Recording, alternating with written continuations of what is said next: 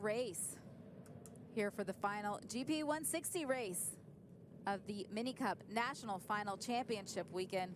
Still have a #1 plate to hand out, a championship to decide here for these young riders. We take a look at the new starting grid. Jay Still, Zal Farhand, and Jaeger Stockhill on row 1. Maverick Johnson, Sawyer Lafayette, and Lambert Sue. Back to row #3. You have Artur Pino Castellanos with Cole Shannon and Aiden Laswell alongside. Maverick Nichols and Mason McIntyre. 11 riders will make their way back around. Unfortunately, Gabriel Datas not able to be out there. Getting looked at by medical, but again, young rider, 11 years old. Look forward to seeing him back out at the racetrack. Another race weekend very soon as the sighting lap is fully underway. And you can see now, Roger, just how much the track has dried out since the original start. And just during the red flag as well. That's what's important for get out there and get a good look at this track. And there's going to be a couple spots that's still wet, and you're going to have to really remember what corners they are. See a couple riders trying to line up in the right spot. Making sure they're in the correct position. See Kenzai out there. Kenzai out there with Zal Farhand. Know that those two are friends. Great camaraderie. Getting a little advice. A little bit of advice. He's gonna have to get off of the starting grid. It is time for the warm-up lap. Everyone made it to the right position. One more look at the racetrack before we line them back up for a 4-lap race to decide not only a race winner, but a national champion as well. I bet all the parents, too, are reminding their kids the points, you know, so hopefully they can remember for 4 laps what they need to do, especially Zal. I mean, what place he's able to get to still win the title if Jace is to win. I imagine that was one of the things that Kenzai was saying to him out there on the grid, was just reminding him of the big picture.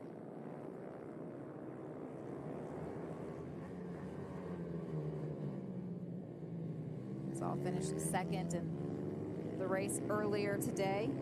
Finished second in both of the races yesterday as well. So he's very consistently been right there in the hunt, and he's been able to finish the 3 previous races, which has made the difference. Jay Still, having won both of the races yesterday, not able to finish race #3. So for him, it's all on the line right now, and it's just time to go for a win and let whatever happens behind that happen, and can't worry about anything behind you. And he made work over the course of the first run, get himself in position to do just that.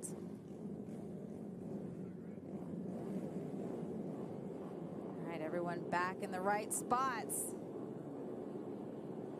Lights are on, they're off, and it is time for 4 laps for the GP160 class.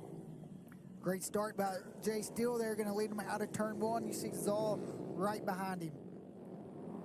These two wanting to break away and get themselves into a position where they don't have to worry about any more pressure. How dry it is through there. The wind being picked up over the course of this afternoon, certainly helping things along, but this track does just dry out so well. And see Jace going up that straightaway and staying on the inside of the track. He's just not going to open the door up for a pass. It's all with a lot of confidence. You'd see him looking. You see, can I force him into making a mistake? Can I let myself through in here? But just not enough room to do it. You said it earlier, and you could really see it there, how good Jace is in these downhill sections.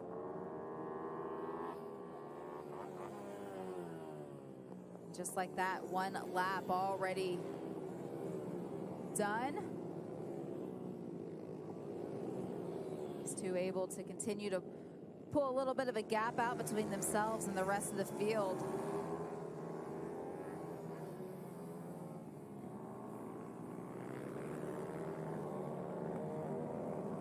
being an even shorter race, Roger, putting it all on the line. You can see the aggression in their body language. And you can see Jace also looking around. Because he has to be smart, too, if something was to happen to Zal and not make a mistake as well. If he had a big lead, might want to slow down a little bit. But I think Zal's going to fight him all the way to the end. I think he's going to try to make a move if he can. I think Zal just has the confidence in himself and in the bike underneath him to know that he can push it. It's not like he's taking unnecessary risks. He feels like he's able to make him stick.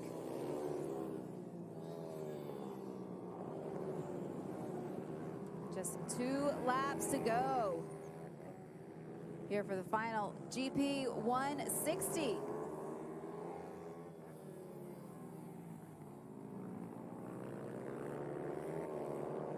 Well, the day of racing didn't start off the way Jace wanted to. It's great to see when these young riders are able to just put their heads down and clean it up going forward. Not let it stick with them for too long and make their last race their best race.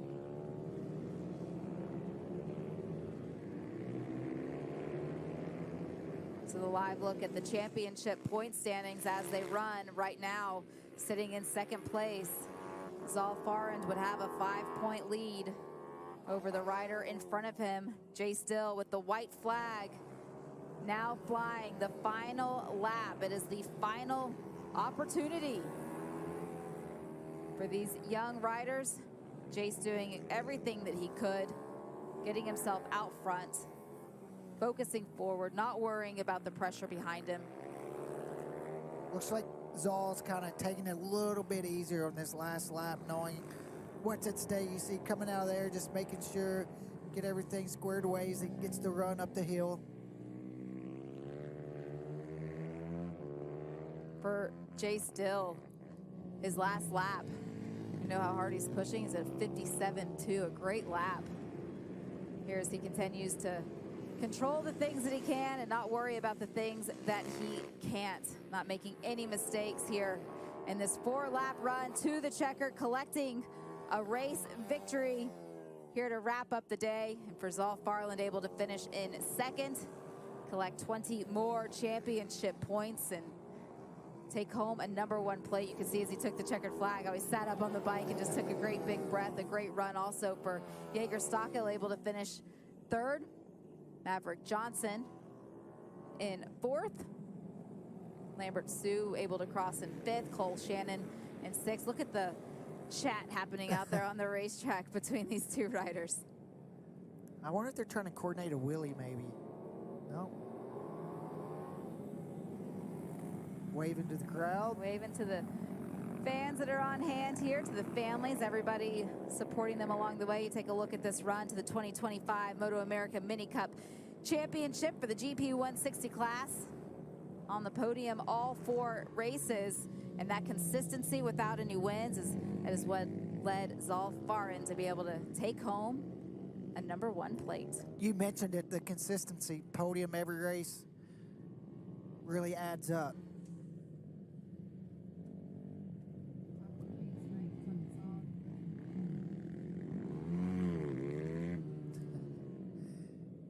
We watched all of these young riders yesterday, Roger. We talked a lot about it, the pizza party, ice cream party, the water balloon fight, the bubbles, seeing them out there now, congratulating one another on wrapping up all 4 of these races here this weekend. Race win #3 of the weekend going to Jay Still. Great ride for him. Zal Farland, of course, finishing in second, and then Jaeger Stockdale there in third. And Maverick Johnson 4th, Lambert Sue 5th. Cole got a top 6. Great weekend for Maverick Johnson. Remember, he won the race earlier today, able to stay inside of the top 5 here in this one, his first weekend in the Moto America paddock. A lot of great memories taken away for him. Great run of these young riders.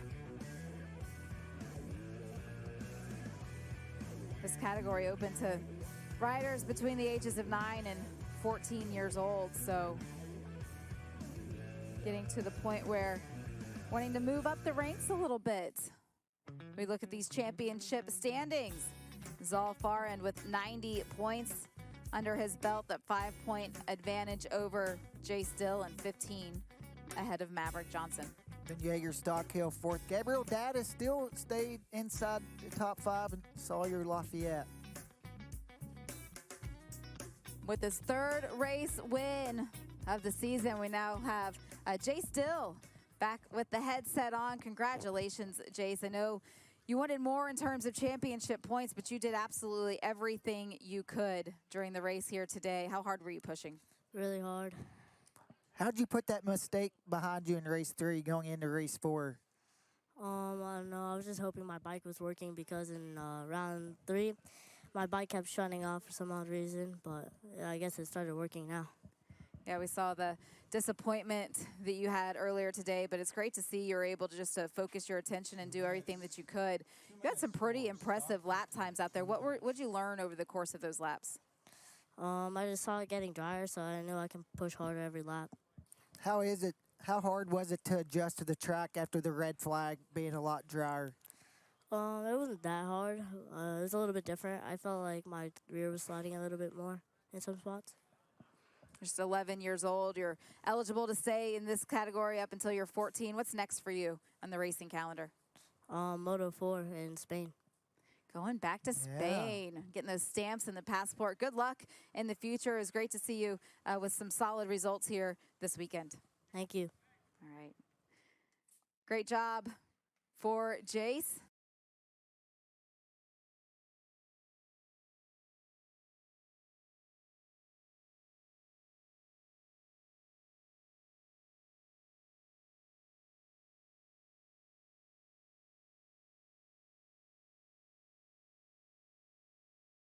That's crashed there toward the end of the lap.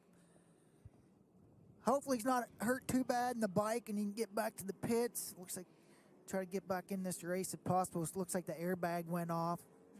Having a hard time deflating it. Deflating it, yep. Thankful to have the Moto America team on hand here this weekend to help these young riders, and it's like some slow ones.